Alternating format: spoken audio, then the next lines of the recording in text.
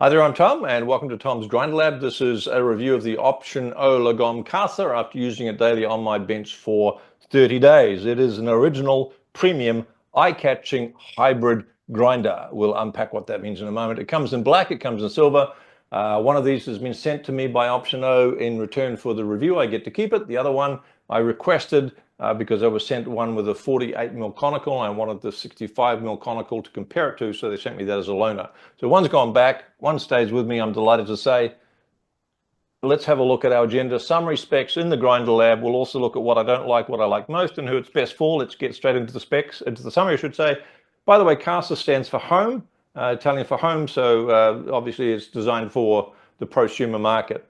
Aesthetics, are we going to rate it for aesthetics? We're going to rate it for workflow, and I'm going to rate it for value, and then I will go into a deep dive into blind taste testing for light, medium, dark roast, milk, and filter when we go to the Grinder Lab. So aesthetics, it has to get 5 beans out of 5 because my wife said so. You know, Gaudi designed that at the cathedral in Barcelona. It reminds me of that, or something in the Guggenheim. It's a piece of art, and I would have given it maybe 4 beans, but my wife insisted I give it 5 beans. She said it is the best looking coffee grinder. It's been on my bench in the last 3 years, and I've had over 50 grinders on my bench in the last 3 years. So she's got a breadth of a depth of experience to choose from, but she reckons it's absolutely the bee's knees. Now, you're going to love it or you're not going to like it. It's entirely up to you, but I have to give it 5 stars because a happy wife is a happy life. Workflow, definitely 5 stars. You'll see the workflow in action in a moment. Got a video for you on that, but it is really as simple and as easy as it gets. Value, it's got to be 5 beans out of 5 because you're going to get light espresso and filter coffee out of this burr set, regardless of whether you got the 48 or 65.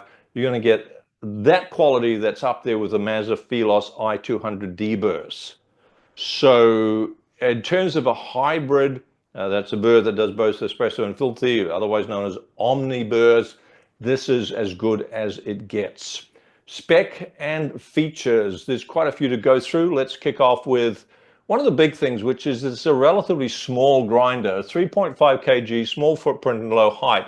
Means that if you are got cupboards over your coffee grinder, or you've just got limited bench space, and I'll show you some photos in a moment where I compare them to other grinders, then this is a really, really good option. It's a stepless adjustment, which is always ideal versus stepped click, click, click. It's 10 microns per dot on the dial as you move it around, which is, and you can go in between to get 5 microns. So it's got plenty of fine tuning ability in the dial. 140 RPM, so it's deliberately designed to be a slower RPM grinder so that you're getting less fines and you're getting more clarity, and that's because the burrs are integrated into the concept of providing more clarity in the cup. USA might be a tad faster because you're on, I think, on 60 hertz or something over there, something weird. The burrs are 65mm Mizzen burrs. It's the Option O burr, hybrid burrs. The 48mm option is being phased out for the Casa. Little birdie said it was probably going to end up in the Option O Lagom Mini, which is also a fabulous little grinder. So, and for those of you who have the 48mm, you've got an early edition Casa and you've got the 48mm burrs, I'm going to unpack the difference between the two burr sets in a moment when you get to the Grinder Lab, and you can figure out whether you want to upgrade or not. Hybrid burr geometry, so it's designed, as I said, for light espresso and for filter. Anodized aluminium body, black or silver. Catch cup is good for 40 to 50 grams. If you're doing a filter brew of 50 grams, it'll accommodate that. The hopper is only 25 to 30 grams, but here's the thing, you just pour a bit more in, right? It's no big deal. And it's a very good workflow, as I said. Grind time around the 48-second mark. Retention is around about the 0.1 gram, which is exceptional. You don't always have to have a plasma generator. You don't always have to have some of the fancy things that might just break down in a year or two anyway. This thing is a bit like, it reminds me of the Philos in that everything about it has been designed to work in concert with each other. And for the love of God, don't you dare go and put any other burrs in it, because I don't know whether you can find any that'll fit or not, but fit for purpose. But they, as I said, they integrate with everything else, the type of exit chute where the hopper is, the slow feed mechanism, everything is integrated to produce a very precise result in the cup, so don't mess with them. Auto shut off after 10 seconds once the grinder senses that the burrs are not under load, the motor's not under load, it'll shut down after 10 seconds of the burrs finishing their grinding, which is one of those features that you don't think you need until you have it. And that's pretty cool because you can sit your grinding and be in the kitchen washing the portafilter or heating it up or something, and it shuts off by the time you get back. Quite clever. So this is it in the box, very well packed. Comes with a quick start guide, which is always nice to have that in the box. Lots of dots, so you can put dots on your dial if you want to. You can stick them on the back of your window in the car. They're still in the box for me, but they're there if you want to use them. As I said, nice to have a paper quick start guide actually in the box. This is a shot comparing it in size to the Time War 078, which is a reasonably tall grinder. This is the Casa here, of course. This is the Mazda Philos, another Casa, another VS6, and a WPM ZP1. So it just shows you how the bench height, and you can't see it because I haven't done a helicopter view shot, but it's also much more footprint than just about every other, well, certainly than every other grinder on there. Although I have to say the ZP1 is not a large footprint. So what I've done is swapped out a couple more just to the common grinders that you might be aware of. This next, the Casa now next to the DF64V, and next to the Time War, the smaller of the two Time Wars, not the 78, but the 64. It's a similar size to that, similar footprint to the Time War. So premium quality, but also very small footprint. And here's the Casa next to the Niche Zero and the VS3. If you happen to have those grinders or you know of them, you can see that again, it's a relatively small height, and once again, quite a slim form factor. So in the grinder lab, I've got a little video here from Option O that I cheekily downloaded because frankly, they can shoot videos a lot better than I can. And this is a really good one to introduce you to what the dial looks like. You can see the dial here, very easy to see the markers, the dial marks, I should say. Very simple workflow, stepless adjustment. And I just think this shows off the grinder much better than I could. So it's as good as it gets in terms of workflow. That's featuring the auto switch shut off. The cup is not quite directly aligned underneath the exit chute. I personally like that. I think it makes it a little bit quirkier. I have heard a comment from one reviewer who said that their OCD meant that it was very hard for them to cope with the fact that it wasn't sort of sitting vertically underneath. Very super easy, I mentioned before, to clean the burrs. It's a feature I really like is you just unscrew the top. There's no wing nuts, there's no screws. You just pull it out, and then the lower burr, the upper burr will pop out, and you can do a deep clean. So very well designed grinder. In the grinder lab, I actually did blind taste tests for light espresso, medium espresso, dark espresso, filter, and milk. So I'm just going to show you what I did. As for those of you who haven't seen my videos before, I have this set up with a decent espresso machine here, another decent espresso machine there, and I weigh out the beans. I get a Lazy Susan. The cups are marked underneath, left to right, which indicates which grinder the beans have come from. So I'll just step out of the way. So here I am preparing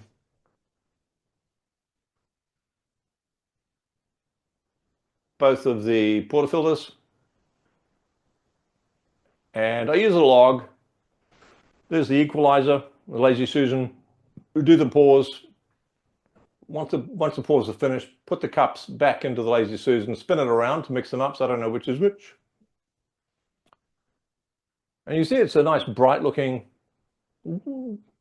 medium roast espresso here. So I'm sampling them, making notes on my log. By the way, the log is available for you as a template at www.tomsgrinderlab. Have a look under the cup, see which is left, which is right. And remembering that one of these is from the 48mm burr and the other is from the 65mm burr, and absolutely identical flavor in the cup. This is the log. Let me show you the log. There it is there. And you can see flavor strength, even. Fuller body, even. Acidity, even. Clarity, even. Sweetness, even. Finish, even. So if you've got the early edition, the 48mm burrs, and you're thinking, should I upgrade to the 65? Don't.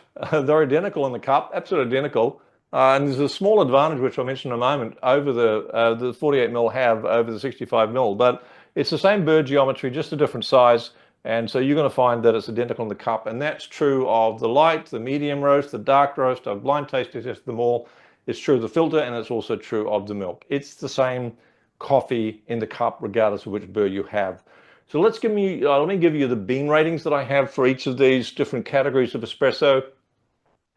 For light beans, and also I'd say for medium light, 5 out of 5 beans. So this is going to give you, as I mentioned before, light espresso that's as good in the cup and very, very similar to the Mazzafilos i200D burrs, different to the 189D burrs, but very similar. And that's a grinder that's 50 or 60% more in price. So you'd be pretty pleased with that if you're a light roast drinker.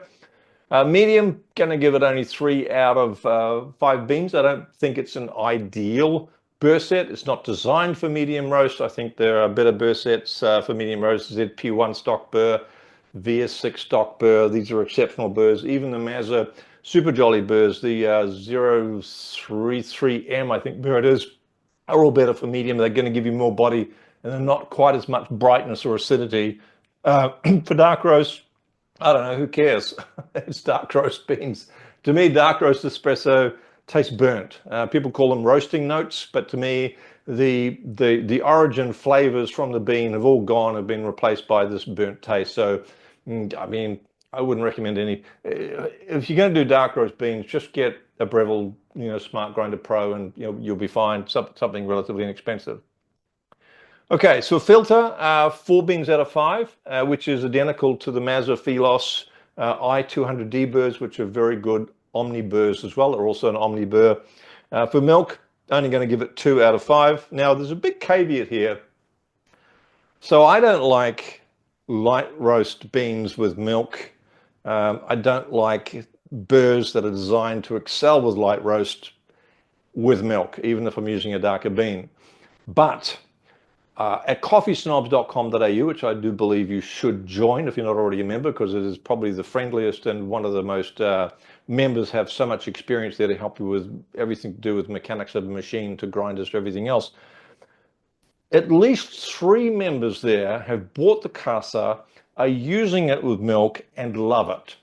And one of them even posted that and said that they got the Casa, they put it into place, and his wife said it's the best milk coffee he's ever made her from the Casa. So what do I know? All I know is what I like and what I don't like. But the caveat is don't write it off for milk because you might just like it. It's a bit of a, if you can find a friend who's got one and taste the milk there, that would be a safe bet. But for me, this is the rating: 5 out of 5 for light roast espresso, 4 out of 5 for filter, and not a winner for me for milk. But as I said, others seem to quite like it. What I don't like about the Casa, well, there's 3 or 4 things, I think, and they're not biggies. The first one's actually not an issue now, I don't believe. This is a brick, and it's on the screen because some of the early versions of the Casa, not the 48 mil burrs, the one shipped with 48 mils, but when Option started shipping the Casa with the 65 mil burr, the PCB board threw a spaz. So it basically said, we're not doing this anymore. The brick is there because there's this thing called bricking. And bricking is when a grinder stalls and just won't restart. Now, you'll know probably from forums that some of the variable RPM grinders will stall. No big deal. You just, turn it off, turn it on, and it starts up again. This was not happening in some cases with the Casa. Option O figured out that it was the PCB board, that the spikes in the torque were just not within the tolerances it was designed for. That issue has now been fixed. I'm talking at the end of January 2025. So if you're ordering a Casa with the 65 mil burrs from now into the future, you'll be fine.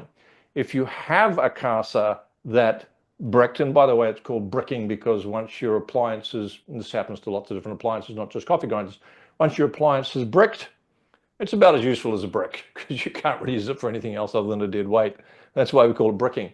So if you are one of the unfortunate ones that had an early edition Casa with 65 mil burrs, don't despair. Option O have a reputation globally for excellence when it comes to customer support. I have seen them give refunds and replacement grinders for things that weren't even their fault. So if there's any question mark about you needing a replacement or you needing a refund, then I think you'll find that 99 times out of 100, you've got option O on your side. So no need for panic, but it needs to be mentioned because it was a thing in some isolated cases. Option O, addressing any issues for owners that have that problem. Now, the thing I like the least about the Casa is the catch cup. And this is invariably what happened when I transfer the grounds from the catch cup into the portafilter. You know, lift it off carefully and then it spills. And the reason for that, apart from my general incompetence, probably, is that the lip on the catch cup for the Casa is very, very small. It's very short versus, say, this is from the WPM ZP1, and others have a similarly wider neck there. So you see the difference in the neck is quite significant. And when I say the neck, it's this little part here that sits inside the cup. Now, with a portafilter, normally you're going to be putting that neck, and then this part is going to sit on top of the lip of the basket, and the neck sits inside. So when you pull it up, there's a nice pile of coffee grounds there. But as I said, with the Casa, it tends to spill over. So I'd either like to see that little neck extended so it's a little bit bigger, or do what Time will do and the whole cup just fits inside it. You pull it up, and then you can put your funnel on top and use your WDT tool or your water comb or moonraker, whatever you're going to do. So that's kind of frustrating, but there's a very simple solution, which is you put your dosing funnel on top and then pour it in. Or in a moment, I'm going to show you, you can also use a blind shaker if that works for you better. Another little thing, this little video shows you I'm grabbing the base and I'm going to hold on to the grinder while I change the grind setting, because it is actually quite a stiff dial. I would prefer it to be a little smoother. For filter, another thing I don't like is you go 360 degrees to the second time the 0 shows, and then to the 6 mark. So you've got to do a full turn of the dial and then go to 6. That's the recommended filter setting, and then you're good to go for filter. If you've listened to some of my other videos, seen some of my other videos, you know I'm not a fan of using the same grinder for espresso for filter and for filter. It's okay when you go from espresso to filter, but when you go back from filter to espresso, because you've got to be much more precise with your dial setting when you go back from filter to espresso, it's not always easy to find the exact right spot. And so your first espresso after you've used it for filter can be a little bit fast, or it can be a little bit slow. So my recommendation is, if you want to use the Casa for espresso and you want to use it for filter, get two, or get the Casa for one or the other and have a hand grinder for the other one. Ideally, you'd use this for espresso and the hand grinder would be for filter, because it's much easier to grind for filter, because it's much coarser than it is for but it's all manageable. It's not a knockout factor in you. It's just things that I would like to see done a little bit differently, or managed a little bit differently. So let's go on and have a look at what I like the most. I'm really almost rapturous about the anti-popcorn plate that sits on the top. So you're looking at a helicopter view. We're pouring the beans in there. The grinder is on, and the beans are all sliding off. Nothing ever sits on top of this anti-popcorn plate. This plate's designed to stop the beans popcorning, like you might popcorn in the microwave and you see the jumping up and down. We don't want that. They slide in nicely around this anti-popcorn plate, and if they're going to jump up and down at all, it's all underneath the plate. So you don't have any little splinters of beans coming out. I think well done, Option O. It is, I think, a superbly well-designed grinder. The other thing I really like is how easy it is just to unwind the upper burr carrier, which also has the chute you put the beans in.